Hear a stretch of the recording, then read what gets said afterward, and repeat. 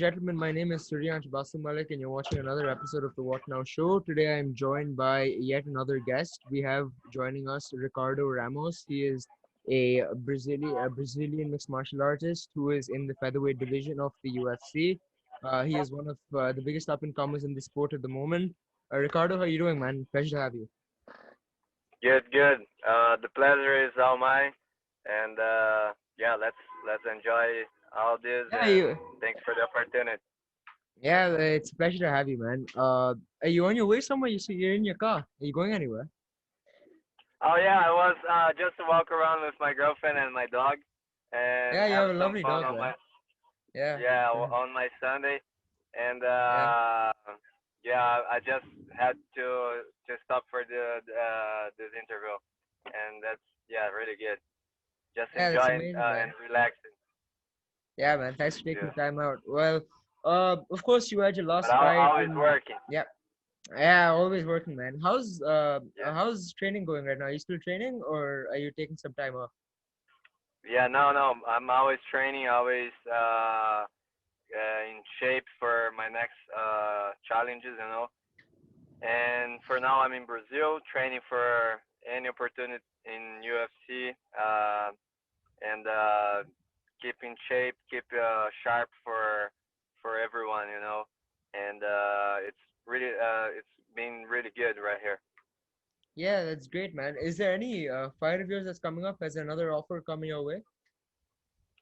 Not yet. I don't have any, opponents scheduled. I talked to my manager. We see a couple guys, but nothing really is solid. You know, just we are just waiting for a UFC call. Is there anyone particular that you want to call out, or is anyone who the UFC offers okay with you? Well, now I gotta be humble. You know, I gotta be just ready to come back. I just lost my last fight, and I gotta be uh, humble and just come back to the green, to the grid, and come back to the high level competition and get a good opponent and prove that I'm a fighter that I should be there. You know. Yeah, definitely, man. So when did you start getting into MMA? As in, how old were you when you got into the sport? Like, who'd you look up to growing up? Well, it's all about my master Marcelo Ferreira. It's a guy that nobody knows, but he knows everybody, and he is a really good master, and he do a beautiful job in Brazil, beautiful work with jiu-jitsu. And when I was 14 years old, he gave me for free the opportunity to train in his gym. And in the future, I start living at his gym. You know, like really live it. The gym was my house. You know, I live in the gym, and he never charged that for me. He gave the opportunity for training to evolve, to improve myself in mixed martial arts, and like as a man too. You know, and that was my first opportunity when I was 14 to start training jiu-jitsu. And with 15, I did like some amateur fights in MMA. And 16 years old, I did my first professional fight in MMA. And then I start, compete between jiu-jitsu and MMA, and start making money with that, and really enjoy to be a fighter. You know. Mm-hmm. Yeah, yeah, that's pretty cool, man. So how'd you get into the UFC as in how'd you get introduced to the UFC and how'd you work your way up to getting into the UFC in the first place? Yeah. So I had two chances in looking for a fight TV show, and Okay.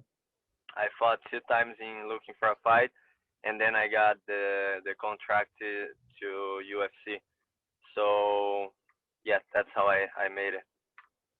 Yeah, so when you first got when you were first told that you're going to be a part of looking for a fight and Dana White's going to be watching you, was there were you feeling a lot more tense, or what was your thought going into that particular fight for looking for a fight? Because I'm pretty sure the nerves would have been pretty high at that period of time.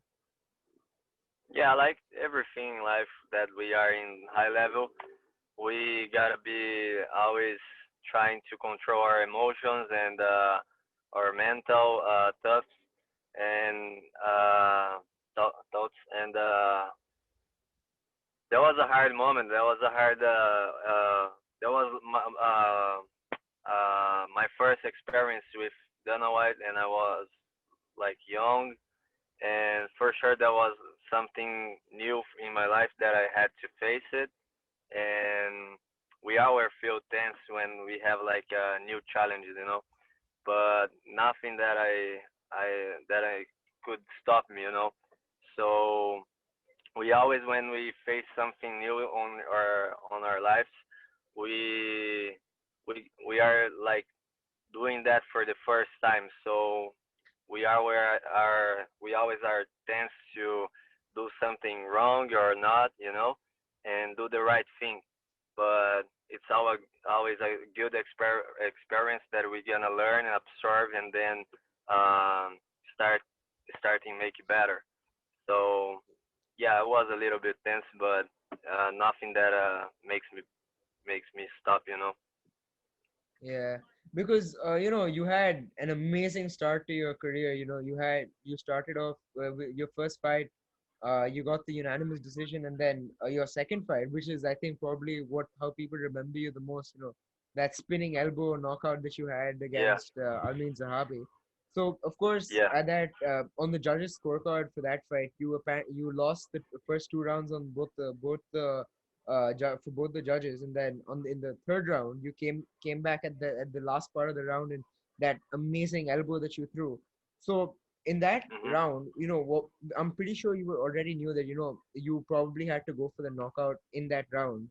So were you always planning on going for the elbow? Is that what you trained, or is that something you just thought of in the moment and just threw it? Yeah, it's both. Like I train the technique. I always train my my combos, and spinning elbow is one of my techniques. But every time we go to a war, we got a strategy to that fight, to the next fight. So we got a different strategies, and spinning elbow was not one of my strategies for this fight, but something that I had in my pocket. So Yeah. I saw the chance, and I just bring it and use it for this one, and I had a great uh I I got Performance a good bonus, yeah. timing, and yeah, and all this happens. Yeah, that must have been fun, So that was one crazy. I remember watching that fight. It was amazing. That Yeah. because like the entire card, that it was like a series of amazing fights. I started watching with yours, and then all the way down to the main event. Yeah. So you have Thanks. a lot of different finishes, right? You've got decisions. You've KO'd people, and your most recent win was a submission via rear naked choke on the Jan Blachowicz card. Yeah. And when anyone would ask you, would you classify yourself as more of a grappler or a striker? Because both parts of your game seem to be very highly developed. Yeah, I'm a MMA competitor, and I'm a mixed martial artist, and I started on jiu-jitsu, but I had like experience since the beginning in MMA, because I remember that when I fought like MMA amateur couple times, I was like only 15 years old, like, and I competed with in many championships, and so since the beginning I was training MMA and not training striking, and then I started training Muay Thai, kickboxing, and starting to get a more skills in my in for me, and Yeah. but I feel like I never really choose one of these ways to finish a fight to be my my flag. Like I feel like I'm an MMA competitor. I can choke you on the ground. I can submit you like armbar. I can bring your legs. I can knock you down. I can you know take you down. And I feel like I'm a complete fighter. And Yeah. I can use all these skills for any opponent. Did you develop all of these skills at the same gym, or did you switch camps for different fights and develop your striking game or your grappling game in these different camps? Yeah, I feel like I my base is all from Marcelo's gym, and Yeah. he gave me the space, the perfect atmosphere to improve myself, to improve my skills, because he was a great professor that he gave me a lot of tools to develop my abilities, and I could like improve all these abilities, and like not only in jiu-jitsu, striking, MMA, but out of all these things, like he gave me uh, like self confidence, self confidence to learn and to always be looking for something else. Yeah, that's amazing, man. So when uh so you've I can see that your sensei must have been a huge influence in your right. Ricardo, are you with us? Um All right, we're Okay. back with Ricardo. Right, so we lost you for a second. So yeah, we were talking about your influence, growing up into the sport, right? So of course, we know that your master was quite an influence in your career and helped you develop your game. So is there any particular fighter that you looked up to, growing up and watching mixed martial arts? Yeah, for sure. I have a lot of influence from many fighters from Brazil, U.S., and other places in the world. But Anderson Silva was one of my favorite guys. For me, he is the like Pelé in football. He's in MMA. Yeah, So yeah. For me, it's just like that. And he's a genius of MMA. He knows. Uh, he got something else. He's different than the most of the fighters. And I always like to watch Anderson. Also, George St. Pierre, he is one of my favorites. Nick Diaz, um, like many fighters, BJ Penn. I love this all these guys, and yeah. I like to bring always something from all these guys, like techniques, and put in my in my skill set. Right. So, of course, Anderson Silva, you mentioned at first, he had his last fight as well. So, what did you think of Hmm. his fight? He's your idol, and he just retired from the sport, and he had his fight against Uriah Hall. What did you think of that? Yeah, I think he proved everything he could in the sport. He don't need to prove anything else for nobody. He's just he's just the man, and he's doing that for love or for just to prove something for himself. But I think if he wants to fight couple more fights, doesn't matter the result if it's just for fun or not. It's something that he gotta choose. And if he chooses to retire it, it's a good thing for him. I hope he's happy uh, uh, with this in his life. And that's all what matters for me. If he's happy with his choices, you know. Yeah, that makes perfect sense, you know. So Yeah. let's really go into you as a fighter, right? Of course, you've only competed in the featherweight division, and you know you've got a lot of fighters in the UFC now going up and down weight classes and switching from like featherweight to lightweight, lightweight to welterweight. Then, so do you think that you naturally choose to be a featherweight, or do you feel comfortable going up or down weight? Yeah, I fought in 135 division, and but my body was always hard weight cutting, so I decided to go to featherweight division because it was more healthy to my body, and healthy means more longevity.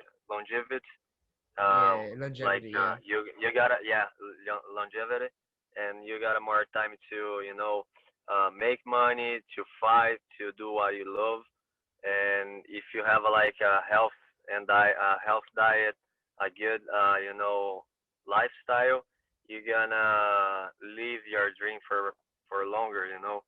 So I'm always looking for a healthier life, for a healthier training, to make this for as long as I can in my life, you know. Yeah. Because you've also had a few fights in the bantamweight division as well, and you've had some Yeah, fights in like 137. So, have you ever, among all of these fights, have had problems with weight cutting, or have you always met weight comfortably? yeah, I always made the weight like professional, but for sure I had like bad times in the sauna, and it's was always a hard cutting weight. So I have a lot of problems to make weight for many times. But anything that all the fighters are having the same problems every time, and like when you have more support in your back, it's easier to make it happen, you know. So that's how I do it right now. Now I have more support, so I have more a easier way to make the weight. Yeah, so speaking of the problems, you know, when it comes to leading up to the fight, other than the weight cut, is there any other area that you think is a bit of a problem, or do you find not so fun during training camp leading up to the fight, or is weight cut the only area of concern? Well, I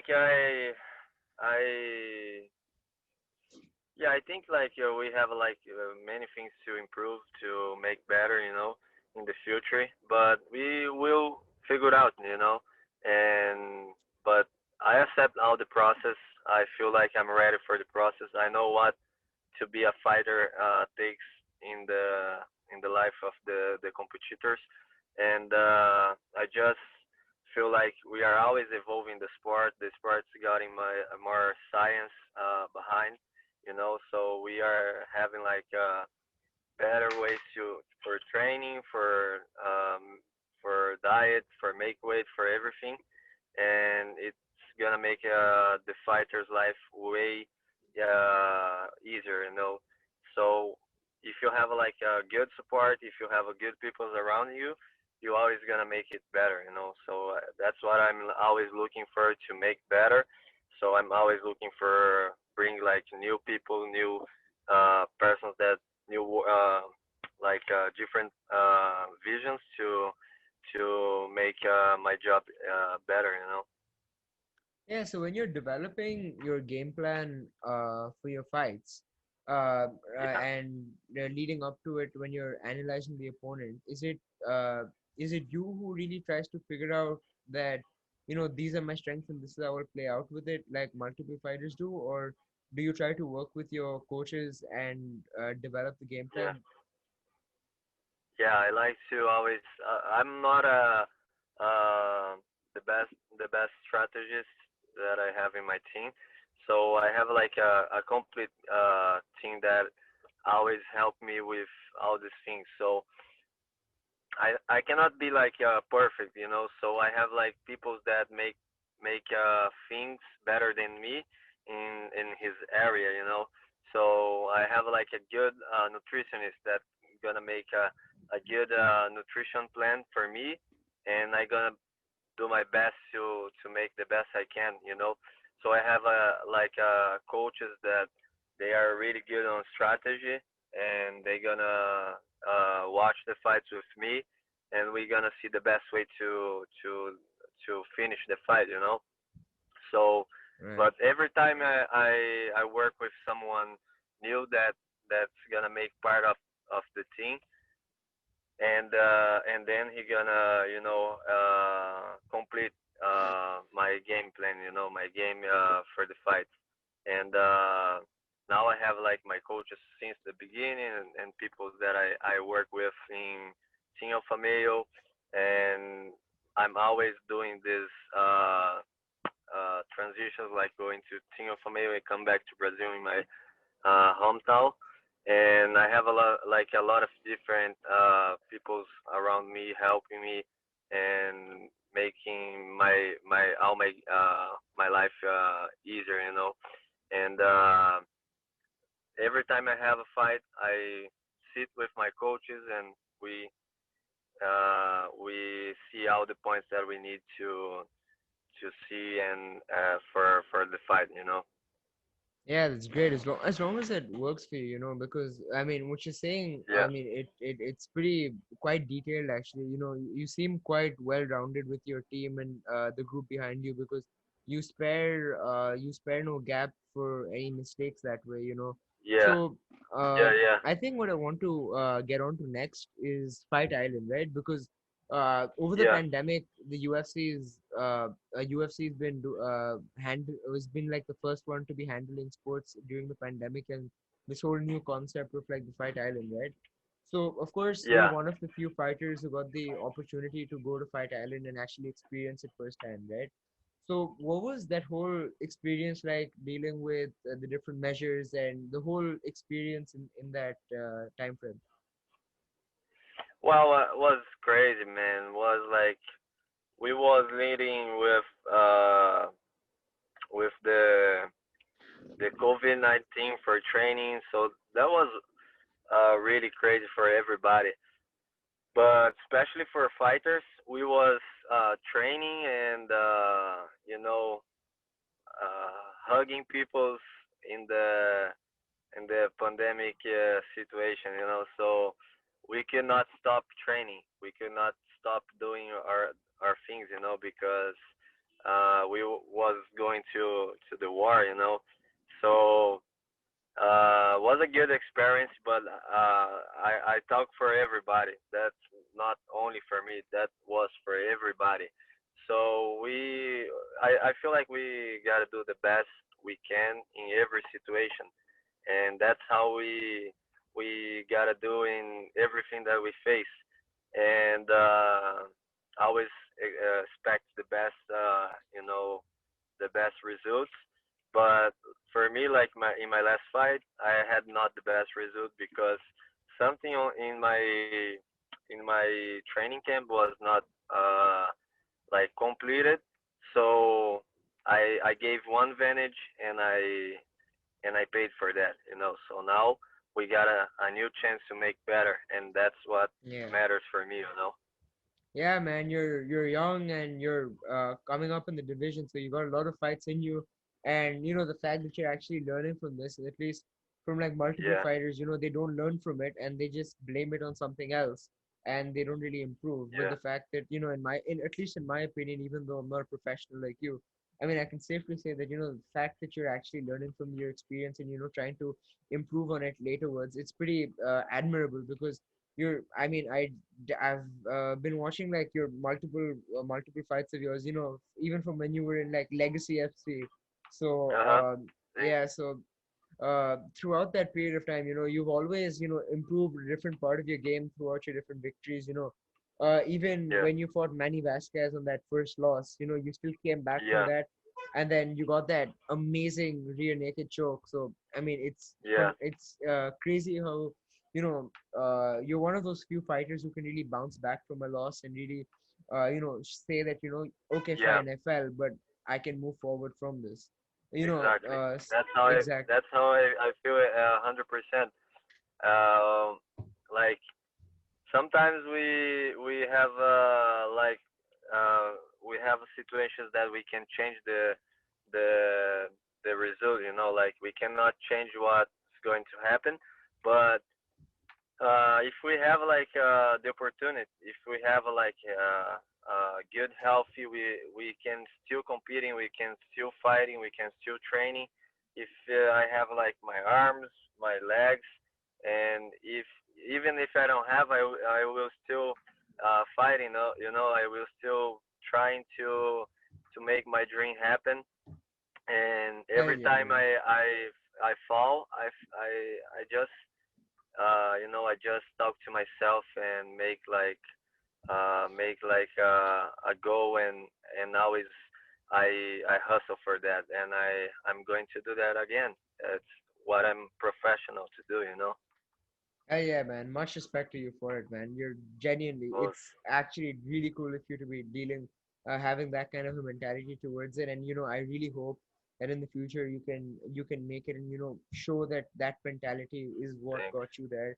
And I hope that at some point I can say that I'm telling you, Ricardo had it in him. I'll be Yeah, able to tell multiple people because, having followed your career for a little while, I can genuinely say that you're one of those few fighters who's as I said picks up from where they fell, and it's gonna be amazing to see you build back up from this loss as well. for And sure. and another question I really had about this whole Fight Island thing was, of course, because Hmm. you're in the pandemic, you don't have fans around you right now. So do you find that it's like a weight off your shoulders because you're now being able to hear your coaches clearer? There's no screaming fans, the pressure of the large crowds, or are you okay with the fan? Does it not make a difference? What's that whole mindset like? No, it's all different, you know. That was my first time fighting with no crowd, and that was crazy, you know, because you feel completely different than the usual event, you know. And when I didn't heard the crowd, I felt different, completely different. So that was a different moment in my life, but I had like different things to put my attention on. So I was more like in the present, you know. But was kind of weird to walk out with no people like cheering for you or cheering against you. But anyways, that was a great opportunity because the moment that we all in the world was living, we was acting when nobody could acting, you know. Nobody could working on that time. Nobody could go out of their homes, and we was doing something that nobody else was doing. So that's what makes the moment completely unique, you know. Yeah, man. Yeah, I mean, it's you've had quite a few fights in the UFC back at home in Brazil, and there's always that infamous chant in Brazil, "Tu va morrer, tu va morrer." Yeah. Yeah, the way I mean, a lot of these fighters have talked Savage, about bro. how it's crazy. We have moments that we like to be savage, and Yeah, man, we do Brazilians are that on the crowd. savages. Yeah. Yeah, man, they're Just like in crazy. soccer. In soccer, we do the same. Like you know, like I'm from Campinas. We have Ponte Preta is like a soccer team, and I like to go sometimes and watch the the games, you know, and just sharing with my friends and having some fun. It's really nice. Yeah, what's your favorite? Do you follow a lot of soccer? What's your favorite team? I'm from Campinas, so Ponte Preta it's the team from my city, my hometown. It's like a small team, but very hustle, very good players from Campinas, my city. Yeah, I mean, Brazil has some phenomenal players. Of course, you have the biggest name of them all, Neymar, already playing in. He's like in Yeah, PSG. Yeah, it's crazy because uh, the amount of uh, different people from Brazil who've excelled in different sports, it's actually Yeah, quite phenomenal because you've always seen Brazilians as the type of people who are like you. When you think of Brazil, you think of jiu-jitsu. You think of Brazil, you think of MMA yeah, fighters. But then you have these football players. You have so many different people conquering different sports, and you gotta think, yeah. man, what are these guys doing that these other countries are not? We Because we Brazil, start on the streets. We start on the streets from the beginning. We walk around. We talk with strangers. We we uh, uh, play on the streets with other kids, and we are just freedom. We are free to play around, to play on the streets with other kids like soccer, basketball, and other games. So like for me, I grew up on the always always free, to do like my choices, kind of wild, but I feel like that helps a lot to understand the world, to understand a lot of things that we're gonna just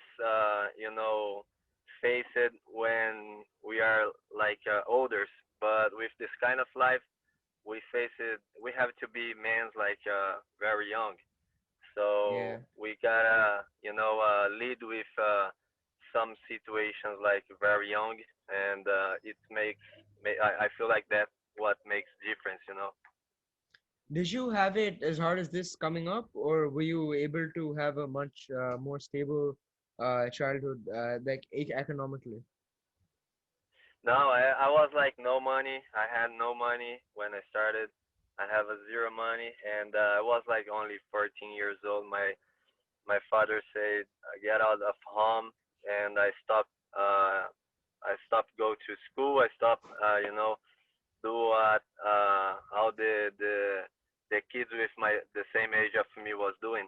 So I started living at the gym, living inside the gym, and training every day Uh, because Marcelo's my coach gave me this opportunity to be sleeping in his gym.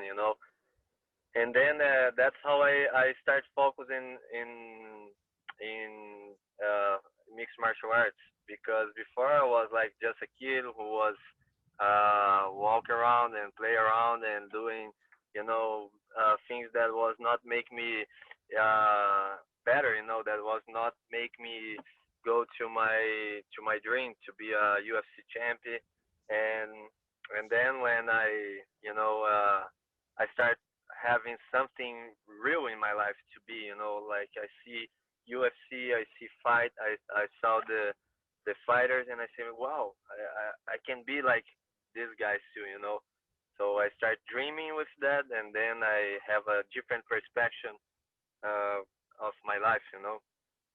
Yeah, that's actually pretty amazing to hear, man. You've got, I mean, I Yeah, I'm your story is one of these few compelling stories that really like needs to be told, to be honest, which is one of the few reasons I wanted to have you because I heard like, in one interview you brought up how you had like a tough background coming up, and I really wanted to get to know more about it. So then, which brings me to my next question, so I mean, you had it really rough. So I mean, at this point, you have like and most fighters from Brazil, they usually just speak Portuguese, and you're speaking English very well, I must tell you. So yeah. how'd you get your education coming up if after you got kicked out of home and you had to start living in the gym? So how'd you get your education after that? Yeah. Like for me, education is not only on the school, at the school. We got a great masters in life. We got a great masters in life, and when we realize that, and we learn with this masters, like I had my master Marcelo, but not only Marcelo as a master in jiu-jitsu, but a master in life too. He taught me not only jiu-jitsu, he taught me about the real life, and also about things that I had to learn to live in society. And but like I learn fast. I always learn it fast since I was young. I learn it pretty fast, and and then when I realized that I learned fast, I started always, doing new things to see that, to see how I learn, to understand myself. And when I got that, I I started, use that to help me, with fight, with my trainings and everything else. So I think it's a self perception, that I could have like young.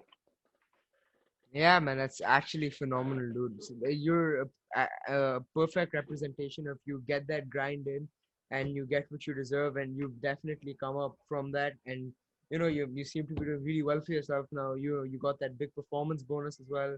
You've Yeah. done like really well for yourself, and it's phenomenal to watch. And it's a Sunday, man. I don't want to take too much more of your time. Oh yeah. You're out with your girlfriend. You're out with your dog. I'll let you go back to your day. Is there and it was phenomenal chatting with you. Is there anything else you want to say? Is there for your fans, for the Ricardo Ramos fans, for Yeah. anything? I Just just all yours, man. Take it Yeah, away. yeah. I just wanna say thank you for everybody that support me, for everybody that is believing my work, and I just wanna say that I'm doing my best every day in the mat, Hell yeah, and we'll be back. We'll be back. That's what definitely, brother. I gotta say. Yeah, Yeah. brother. Amazing talking to you, man.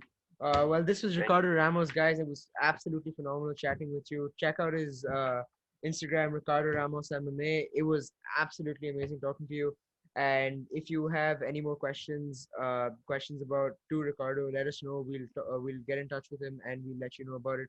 Thank you very much for watching, Ricardo. Once again, thank you so much for joining us. Us. See you later, man. Oh, Thanks, I have Brazil. nothing to flex, man. I got nothing to flex, Yeah, that's brother. my pleasure, bro. My Only pleasure. chicken Us. wings here. Right, yeah. Yeah. From Brazil. Us. Yeah. Valeu. All right. Yeah. See you, brother. Yeah. All right. Valeu.